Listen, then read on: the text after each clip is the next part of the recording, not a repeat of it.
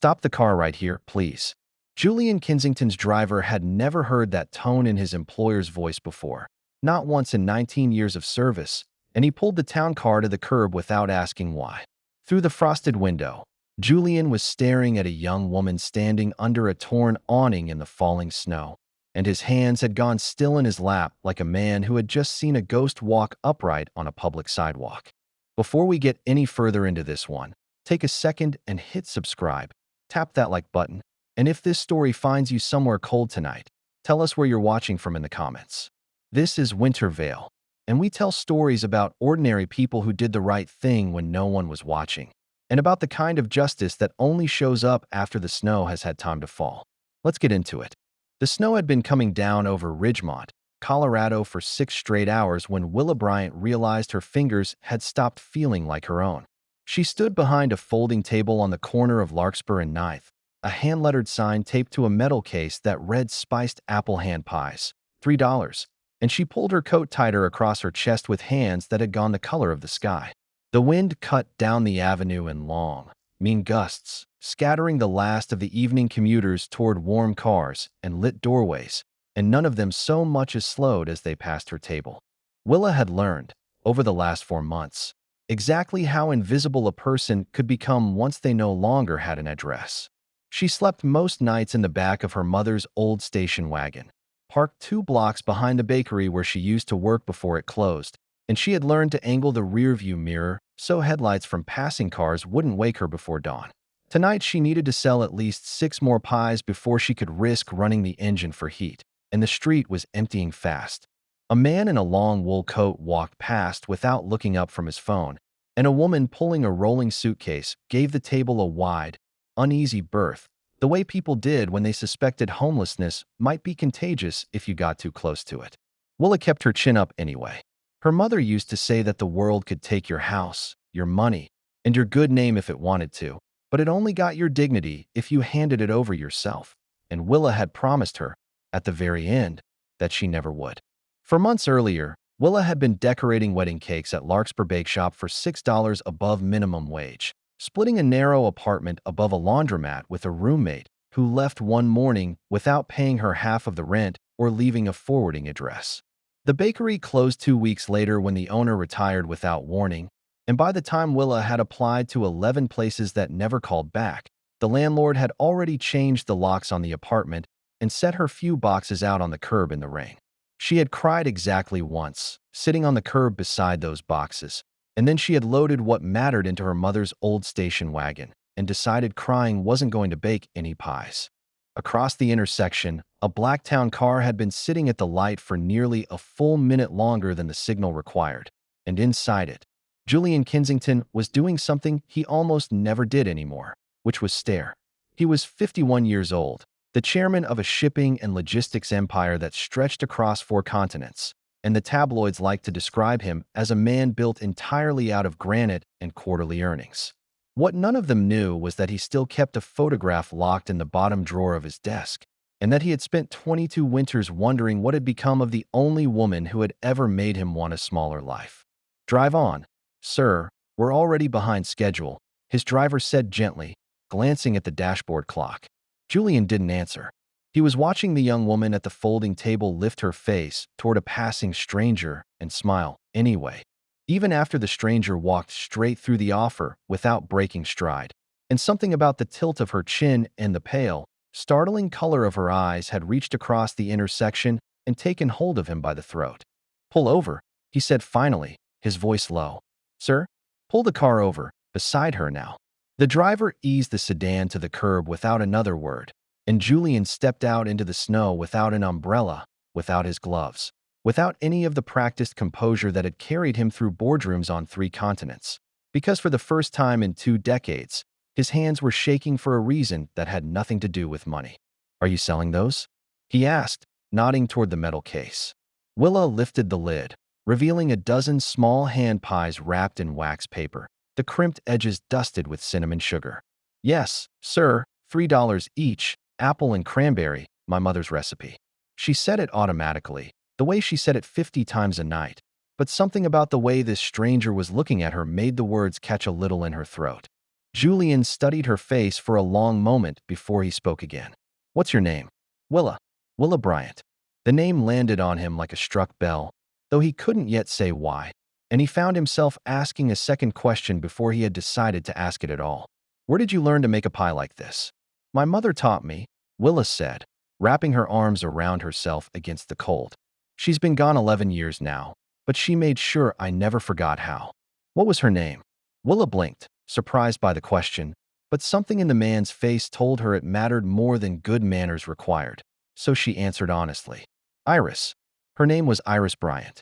Julian went very still, the falling snow catching in his dark hair, and for a moment he looked less like a titan of industry and more like a man standing at the edge of a frozen lake, uncertain whether the ice beneath him would hold.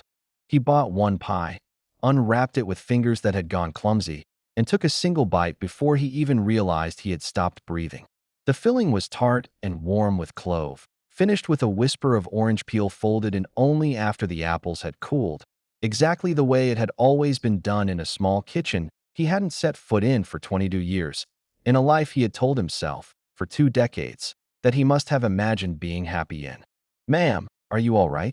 Willa asked, watching the color drain from the stranger's face. Julian looked up at her properly then, at the pale silver blue of her eyes catching the streetlight, a color he had once described, foolishly, drunk on love at 29 years old, as looking like the sky right after snowfall, when the clouds finally clear and everything underneath goes quiet and bright. He had used almost that exact phrase to describe Iris Bryant's eyes the night he asked her to marry him. "How old are you?" he asked, and his voice had gone rough. 22, Willa answered warily, taking half a step back. "Why does that matter?" Julian did the arithmetic before he had even decided to, the way a drowning man reaches for a rope without being told to, and the number that came back to him nearly buckled his knees on the icy sidewalk.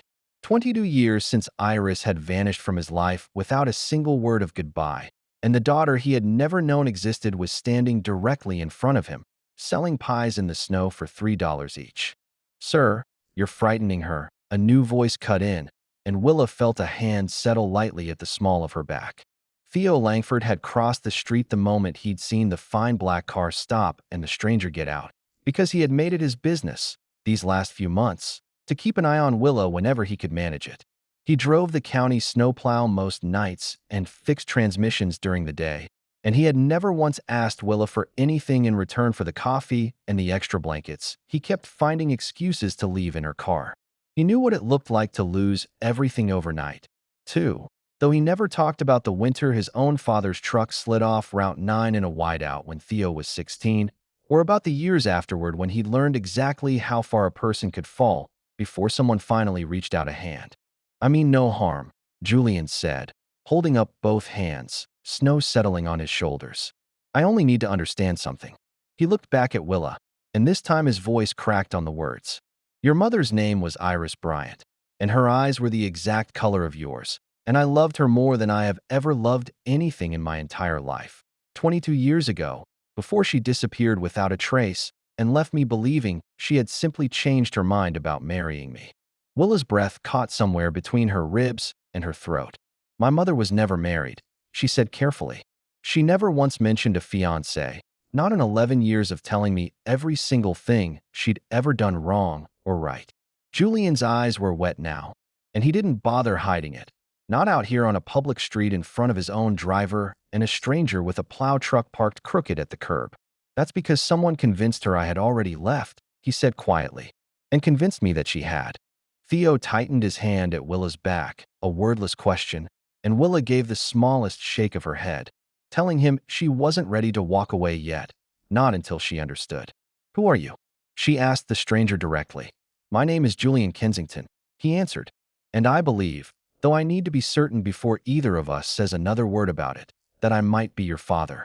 The silence that followed was so complete that Willa could hear the snow ticking against the metal pie case between them. A gust of wind lifted her hair from the side of her neck, and Julian's gaze dropped to a small crescent-shaped mark just below her left ear, and his composure finally broke entirely, because Iris had carried the exact same mark in the exact same place, and he had once told her, in a kitchen that smelled like cinnamon and wood smoke, that it looked like a sliver of moon that had followed her down to earth. "I need to sit down," Julian said, swaying slightly, and Theo caught his elbow out of pure reflex before he even decided whether he trusted the man. "There's a diner 2 doors down," Theo said. "Mabel's still open this late. She always is." Willa hesitated only a moment before nodding, gathering her pie case with hands that had started shaking for a very different reason than the cold, and the three of them crossed the street together into the fogged warmth of a place that smelled like coffee and browning butter. Mabel Finch had run the corner diner on Larkspur Street for 31 years, and she had watched enough heartbreak walk through her door to recognize it instantly on Julian Kensington's face the moment he stepped inside, snow melting in his dark hair, his tailored coat soaked through at the shoulders. She poured 3 coffees without being asked and set a plate of buttered toast in front of Willa, the way she always did on the nights Willa came in looking too thin and too tired to say she was hungry. "You knew Iris Bryant," Julian said, once they were seated in the corner booth, and it wasn't a question. Mabel's hand stilled on the coffee pot. "I knew her," she said carefully. "Sweetest woman who ever sewed a hem in this town, and about the saddest, in a quiet way she never let show. She used to sit right where you're sitting, Julian Kensington, 20-some years back, before she got real thin and real scared and stopped coming in altogether." Mabel's eyes went distant for a moment, the particular kind of tired that comes from carrying somebody else's secret for over 2 decades. "I used to give your mother free coffee on the nights she came in looking half frozen and twice as scared, same as I've done for this one here," she said, nodding at Willa, "and I never once told her I recognized the fear, because some people need to believe nobody's noticed how hard they're working to hide it." Willa's throat tightened, realizing for the first time just how many quiet kindnesses she had never properly thanked Mabel for. Julian's jaw tightened. "Scared of what?" Mabel glanced at Willa, as if asking permission, and Willa gave a small nod. So Mabel set the pot down and folded her hands on the table. "Iris told me once, real quiet, that some woman had come to see her, real elegant, real cold around the eyes, and told her that if she ever came back around asking for what she was owed, she'd make sure Iris never worked in this county again, and neither would her baby's father, not once the family found out what kind of woman he'd gotten himself tangled up with." "A woman," Julian repeated, and something in his chest went cold and hard the way it hadn't in 22 years. "Did Iris ever say a name?" Mabel shook her head slowly. "Only that she was scared enough to pack a bag and leave town inside a week, and I never saw her again after that. Not until I heard she'd passed, God rest her, some years back." Willa's eyes had filled without her permission, and Theo reached over and covered her hand with his own without a word, because there was nothing yet worth saying. "I have a sister," Julian said finally, his voice flat and careful, the way a man speaks when he is trying very hard not to shatter something in front of strangers. "Her name is Vivian. She sat beside me the week Iris disappeared, and she is the one who showed me the letter, supposedly in Iris's handwriting, saying she had chosen a different life and didn't want to be found. I believed her because I had no reason not to, and because grief makes fools of even careful men." Willa's stomach turned over slowly. "My mother kept a small wooden box," she said, her voice thin. "She never let me open it while she was alive, but after she died I found it under the floorboard beneath her bed, and there's an envelope inside addressed to a Julian that she never sent, and a note in her own hand that just says, 'Do not trust Vivian Kensington.' 3 words, nothing else, and I never understood what it meant until tonight." Julian sat back as though he'd been struck. "I need to see that box," he said. "Tonight, if you'll allow it." Willa hesitated, glancing at Theo, who gave the smallest shrug that meant the choice was entirely hers to make, and he would stand beside her either way she went. "All right," Willa said finally. "But we do this in public, somewhere with people around, until I understand what any of this actually means for my life." Willa walked the 2 blocks back to her station wagon that night with her pie case empty for the first time in weeks, though not a single dollar heavier for it, and she found herself oddly unable to feel anything solid at all, like the ground under the snow had turned to something soft and unfamiliar. She had spent 11 years building a life around the idea that her mother had simply been unlucky in love, a single mistake that cost them both a comfortable life. And now a stranger in a wool coat had rearranged that entire story in the space of one bitten pie. They agreed to meet the following morning at Mabel's diner. and Julian left cash on the table for a week's worth of meals before anyone could argue with him about it. That night, snow kept falling steadily over Ridgemont, blanketing the parked cars and the quiet storefronts in a soft, undisturbed white, and Willa sat in the driver's seat of her mother's old wagon with the wooden box in her lap, running her thumb along the same worn grain her mother's hands had worn smooth decades before. She didn't sleep much. Around 2 in the morning, she finally opened the sealed envelope she had never had the courage to read, and inside was a single page in her mother's careful handwriting, describing a man named Julian who made her laugh until her sides hurt, who had asked her to marry him beneath an orchard tree, and who she was terrified she would never see again because his sister had made it very clear what would happen if she tried.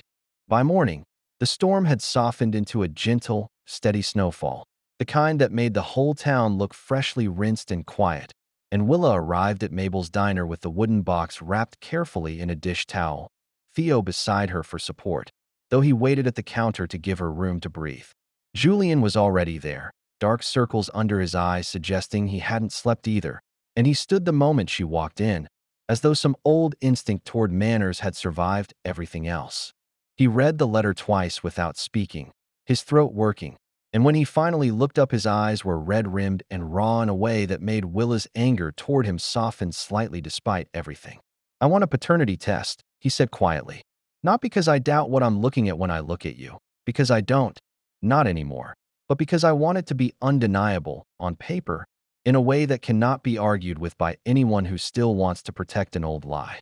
They scheduled the test for that same afternoon at a private clinic on the edge of town, and Julian offered to have his car take them. But Willa declined, choosing instead to ride with Theo in his battered pickup with the snowplow blades still bolted to the front. "It's your call how fast this moves," Theo told her quietly, guiding the truck through the slush. "Nobody gets to rush you into a life you didn't choose, not even if he signs the checks for half this county." "I know," Willa said, watching the snow-dusted pines blur past the window. "I just keep thinking about all the nights my mother went cold and scared and never told me why, and how none of it had to happen if his sister hadn't decided my mother wasn't good enough to marry into that family." Theo reached over and squeezed her hand once, briefly, and didn't let go until they reached the clinic parking lot. While the results were being processed, Julian returned to the Kensington estate at the northern edge of Ridgemont, a sprawling stone house set back behind iron gates and a long private drive lined with bare aspens, and found his sister Vivian waiting for him in the drawing room, already composed, already dressed as though she had anticipated exactly this conversation. Vivian was 54, elegant in the deliberate way of someone who had spent decades curating every visible detail of herself, and she did not so much as blink when Julian walked in soaked with melting snow and fury. "You've heard, then," Julian said, and it wasn't a question. Vivian poured herself a glass of water with steady hands. "I saw the girl on the evening news, standing beside your car in that storm," she said calmly. "I recognized the resemblance before you did, probably, though I imagine you'll accuse me of that being suspicious rather than simply observant." Julian crossed the room until he was standing directly in front of her. "You knew Iris was pregnant," he said, 22 years ago, didn't you?" Vivian had been 26 when their father died and left the company entirely to Julian, 6 years her junior, simply because he had been born male in a family that still wrote its bylaws that way. And she had spent every year since convinced that the only power she would ever hold was the power to decide who got to marry into what remained of it. She had told herself for 2 decades that keeping Iris away had been strategy, not cruelty, though the distinction had grown thinner every year she avoided looking at it directly. Vivian's hand tightened almost imperceptibly around her glass. "I did what was necessary to protect this family's future," she said finally, her voice even. "You were 29 years old and prepared to hand half of everything our father built to a seamstress with no name and no standing. And I could not let that happen. Not to you, not to the company, not to the family legacy that took 3 generations to construct." "So you threatened her," Julian said, his voice shaking now with something closer to rage than grief. "You told her that if she ever came back, you would ruin her and ruin me. And you let me believe for 22 years that the woman I loved had simply stopped loving me back, when the whole time you knew she was carrying my child and running scared because of something you had done to her." Vivian did not deny it. and her silence was its own confession, filling the cold room like smoke. "Where is Evelyn's ring?" Julian asked suddenly, using the old nickname he hadn't spoken aloud in years, and Vivian's composure finally cracked at the edges. "I told her to return it," Vivian said. "For appearances. I never expected to see it again in either of our lives." Julian looked at his sister for a long moment, something in his chest going cold and final in a way that felt less like anger now and more like grief for a relationship he was only now realizing had never truly existed the way he'd believed. "You watched a woman I loved run scared and alone for years," he said quietly. "You let her raise our daughter in poverty and fear while I lived in this house wondering what I'd done wrong to lose her. And now that daughter is sitting in a clinic waiting to find out if the only family she has left is a stranger who let all of this happen." Vivian's jaw tightened. "I will not apologize for protecting this family," she said. "Then you and I are no longer protecting the same thing," Julian answered, and walked out. Those 3 days felt longer than the whole 4 months Willa had spent living out of her mother's station wagon. She kept the pie stand open out of habit more than need, since Julian had quietly offered to cover whatever she required, an offer she'd refused twice already, needing something in her life to still feel earned rather than given. Theo brought her coffee each morning and said nothing about the waiting, understanding, in the particular way people who grew up around long Colorado winters often do, that some storms simply had to be sat through rather than rushed. The DNA results came back 3 days later, on a gray afternoon while snow drifted lazily past the clinic's tall windows, and the number on the page read 99.98% probability of paternity. Willa read it twice, sitting beside Theo on a hard plastic chair in the waiting room, and felt something in her chest that she couldn't quite name, not joy exactly, and not relief, but something closer to the quiet settling of a question that had gone unanswered her entire life. Julian arrived within the hour, having driven himself for the first time in years, and when he saw the paper in Willa's hands, he simply sat down across from her and waited, letting her be the one to speak first, because he understood, somewhere in the last few days, that he had already cost her enough choices without her permission. "I don't know what to call you yet," Willa admitted quietly. "That's all right," Julian said. "You don't owe me a name for a long while yet, if ever. I only want the chance to earn one." "Don't mistake this for forgiveness," Willa said, folding the paper carefully along its crease. "I spent 11 years watching my mother work herself sick and never once complain about a man she said had simply changed his mind. And you're telling me now that the whole time, she was hiding from your sister and grieving you both.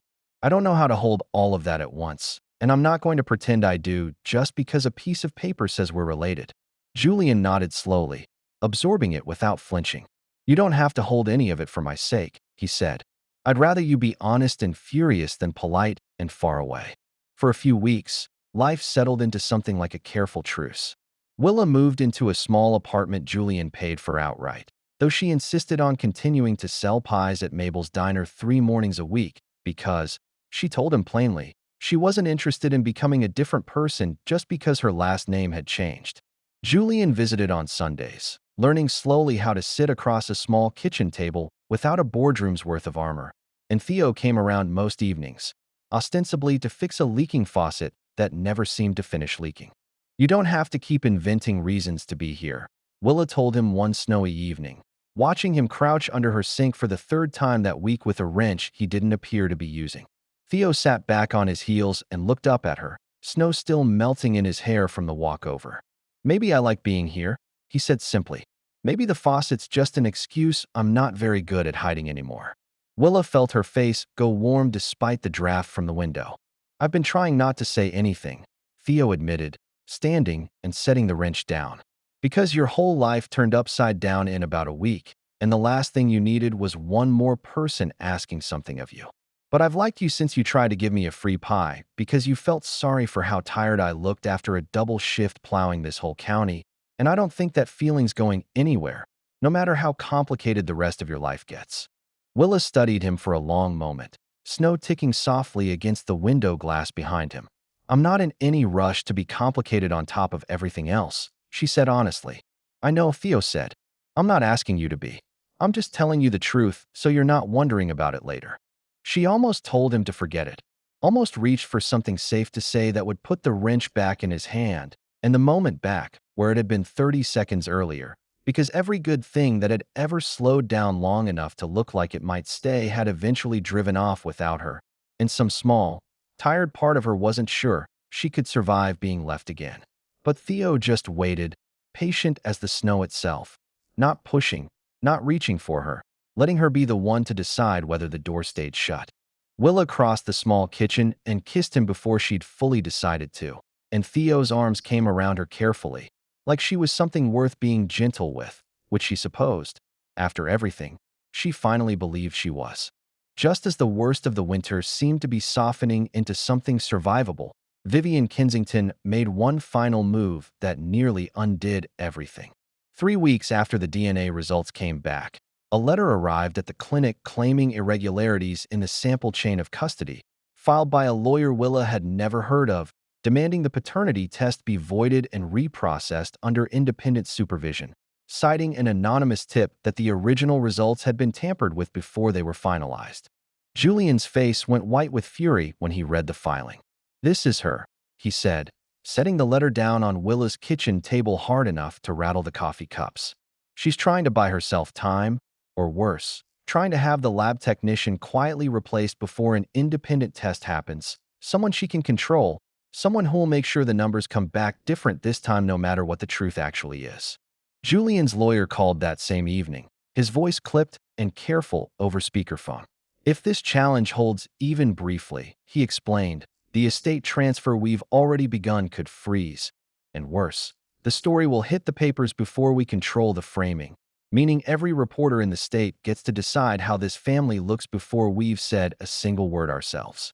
Julian rubbed his eyes, exhausted in a way no boardroom crisis had ever managed to make him. "Then we find whoever she paid before she finds out we're looking," he said. "I am not losing my daughter to my sister's paperwork twice in one lifetime." Willa felt the cold, familiar drop of the floor falling away beneath her again, the exact feeling she'd had every time in her life she'd believed something good was finally settled. "Can she actually do that?" she asked, her voice tighter than she wanted it to be. "Legally challenge it after the fact?" Julian's jaw was tight. "She can try," he said. "And if the original technician has been paid off or frightened into silence, she might actually succeed, at least long enough to make a mess of things in front of a judge and every reporter in the state." That evening, Theo drove Willa to the clinic on his own initiative, having spent the afternoon quietly asking around the county about who served on the clinic's board, because he'd grown up in Ridgemont and understood, in a way Julian's money never quite could, exactly which doors got answered honestly and which ones only opened for lawyers. It turned out the lab technician who had processed the original sample was a woman named Carla Doss, and Carla had a teenage son who plowed driveways with Theo most winters for extra cash. Theo found Carla at her house that night, snow falling steadily past her porch light, and she nearly shut the door in his face before he mentioned Willa's name and the pie stand on Larkspur Street, at which point something in Carla's expression cracked open just slightly.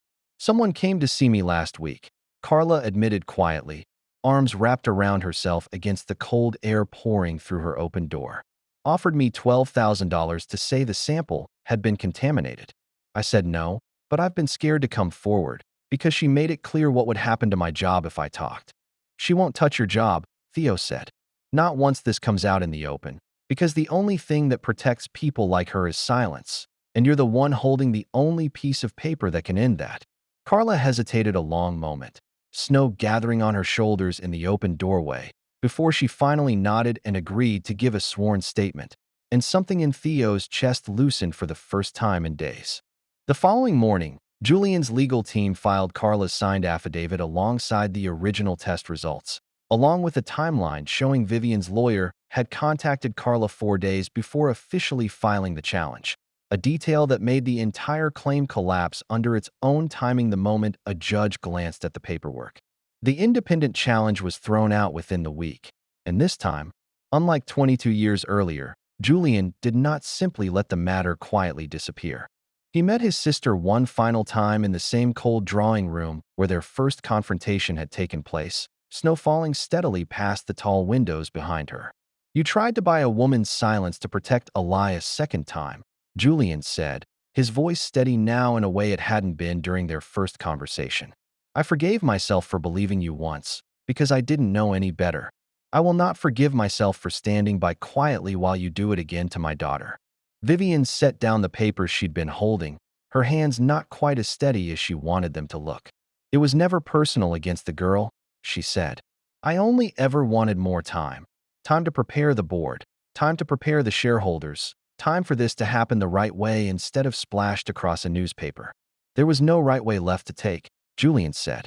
You spent that option 22 years ago, the moment you decided a frightened young woman didn't deserve the truth about her own life. You have no idea what it cost me to keep this family standing while you were off falling in love with someone from nowhere, Vivian said, her voice finally rising past its careful register. Father built an empire and handed it to you because you were born a year before I was, and I have spent every day since proving I deserved a seat at the table you inherited by accident. That is not Willa's fault, Julian said quietly. It was never Willa's fault. It was mine, for believing you the first time, and yours, for needing me to. Vivian's composure, for the first time in either of their memories, finally gave way entirely, and she looked, for one unguarded moment, less like the woman who had orchestrated 22 years of silence, and more like someone who had spent her whole life terrified of losing a family she had never actually learned how to love correctly. I only ever wanted to protect what our father built, she said quietly. And in trying to protect it, Julian answered, you very nearly destroyed the only piece of it worth keeping. He withdrew Vivian from every board position she held within the Kensington companies that same week, and though the tabloids speculated wildly for a month about scandal and family fracture, Julian never once spoke publicly about the reasons, choosing instead to let the story fade the way winter storms eventually do, leaving behind only quiet, settled snow where the noise had been. Spring came late to Ridgemont that year, the way it often did in the mountains, with one final heavy snowfall in the middle of April that caught the whole town by surprise. Willa stood at the window of the small bakery she had finally opened with Julian's quiet financial backing and her own stubborn insistence on doing the actual baking herself, watching fat, slow flakes drift down over Larkspur Street exactly where her folding table used to stand. Theo found her there after closing, snow melting in his hair the way it always seemed to be lately, and wrapped his arms around her from behind while she watched the street go soft and white beyond the glass. Feels strange, doesn't it? He said quietly. Standing here with heat and walls and your name on the sign outside. After all those nights you stood right there freezing half to death. It does, Willow admitted. But it doesn't feel like it happened to someone else. It feels like it happened to me, and I gotta keep going anyway. Julian visited most Sundays now, arriving in a plain sedan instead of the town car, sitting at the small corner table with a mug of coffee and a slice of the same apple cranberry pie that had first stopped his heart in the middle of a snowstorm. And slowly, carefully, the space between them had filled in with small, ordinary things, shared coffee, quiet arguments about which radio station to leave on, the kind of family texture that no amount of money could have purchased 22 years faster than time itself was willing to give it. One Sunday in early May, Julian brought a small velvet box to the bakery and set it on the table without a word, and when Willa opened it, she found her mother's engagement ring inside, recovered finally from a safety deposit box Vivian had quietly returned once the legal pressure made it clear there was nothing left to protect. I never got to give this back to her, Julian said, his voice thick. I thought, if it's all right with you, that you might keep it, so some part of your mother's happiness gets to exist in the world after all. Willa held the ring in her palm and thought of every cold night in the station wagon, every stranger who had walked past her table without a glance, every year her mother had spent quietly afraid of a family that had once nearly become her own, and she felt something in her chest finally settle into place. Not forgiveness exactly, not yet, but something close enough to peace that she could feel the shape of it clearly for the first time in her life. She's not here to see any of this, Willa said softly. But I think she'd like knowing the story didn't end the way your sister wanted it to. She thought of the wooden box, still sitting on her nightstand back at the apartment, and of all the winters her mother had spent quietly waiting for a knock at the door that never came. And something in her finally allowed itself to grieve the years they hadn't gotten to share, instead of only the ones that had been stolen.